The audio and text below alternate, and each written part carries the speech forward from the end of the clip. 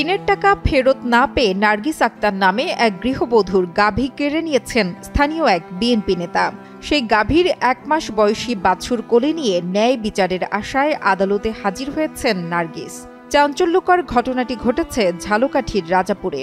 বিষয়টি নিয়ে ব্যাপক সমালোচনা শুরু হয়েছে স্থানীয়দের মাঝে। স্বামীর কাছে টাকাটা আদায় করবে, পুরুষের কাছে দেয়া।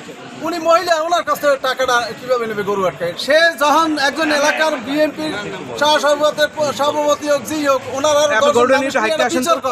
ভুক্তভোগী গৃহবধূ নার্গিস আক্তার জানান, গত কয়েক মাস ধরে তার স্বামী এলাকা ছাড়া, স্ত্রীর খোঁজ খবরও রাখছেন না।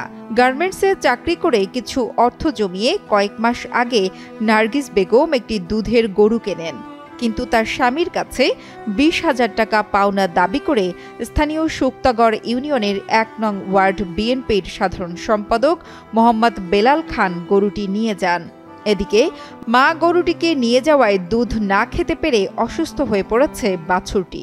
গরু কোলায় রাইখার পর গরু বেল্লাল লইয়ে গেছে। লই যাওয়ার পর আমি আমার খবর পাইছি যে আমার গরু নিয়েছে। কেডা বেল্লাল? আমি যাওয়ার পর কি গরু আনছো কা? টাকা পামু ২০,০০০, টাকা দাও ২০,০০০। কিসের টাকা? টাকা পামু ২০,০০০। তারপর টাকা চাওনি, আমার গালি গেলাস করছে, খুব মন্দ গালি গেলাস করছে।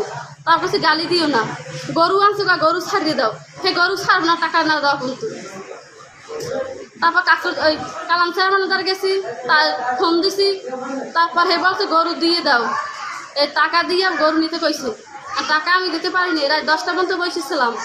আর টাকা চায় তারা, টাকা আমি না দেওয়ার কারণে আমার গরু ফেরা দিলে। বান্ডেল থাকলে প্রতি সেনমানিতে টাকা বাঁচবে। বিকাশ সেনমানি বান্ডেল কিনে জিতুন প্রতি লেনদেনে।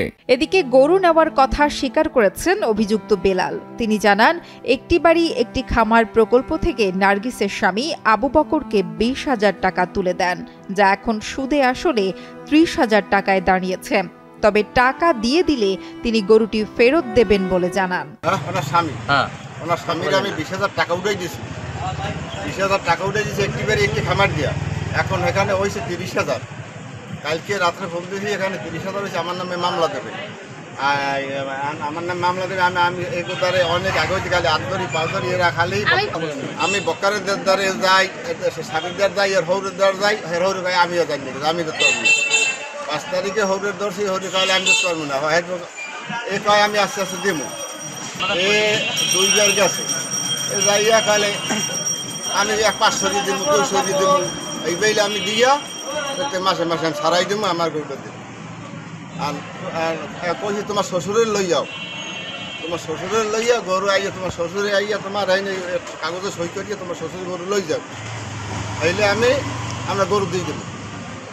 তোমার শ্বশুরে আস্তে আস্তে কোক যাই, আমি আস্তে আস্তে দিয়ে দেবো। না আনতে আমি হাতে নেওয়ার জন্য তো কত মাদ্রাসা গরু রাখছে যে ওখানে 10জন দফা এলাকায় 10জন মুরব্বী আছে, মানুষ আছে, এরা যেটা সম্মত দেবে আমি এটা মানি না। জানা গেছে, ভুক্তভোগী নার্গিস বেগম রাজাপুর উপজেলার শুক্তাগড় ইউনিয়নের ঘিগরা গ্রামের আবু বকরের স্ত্রী।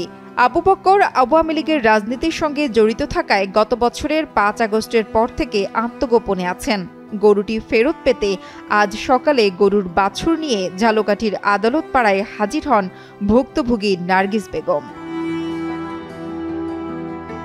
KM সবুজের পাঠানো তথ্য ও ভিডিও চিত্রে ডেস্ক রিপোর্ট, কালের কণ্ঠ।